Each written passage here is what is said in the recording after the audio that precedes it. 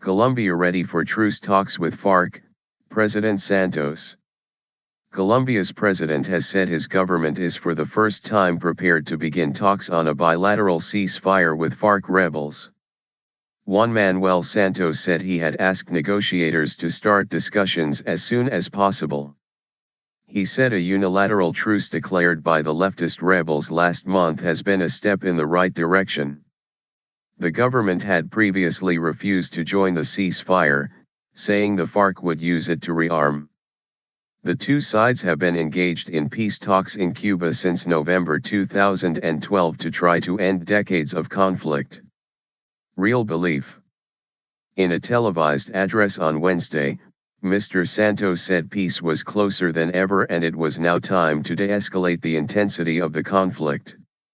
Civilians and army soldier in Cauca, where the Farc killed 5 soldiers, December 20, 14.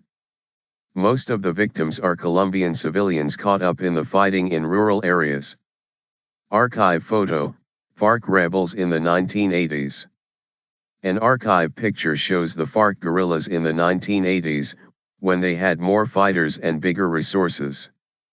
We're closer than ever to secure peace and make it a reality for us, our children and our children's children. I have given instructions to the negotiators to initiate as soon as possible a discussion on the point of the definitive bilateral ceasefire and end of hostilities. Mr. Santos added that high-ranking military officials had already been appointed to manage the process. Correspondents say up to now the president has been under pressure from the military not to discuss a bilateral truce because of concerns that the Farc would use it to rearm.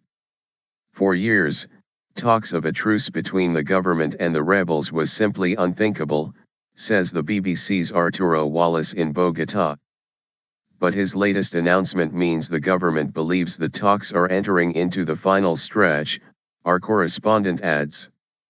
On December 20 the rebels declared an indefinite cessation of hostilities, in an unprecedented move. Some 220,000 people, most of them civilians, are estimated to have been killed since the Marxist-inspired rebels launched their armed struggle in 1964.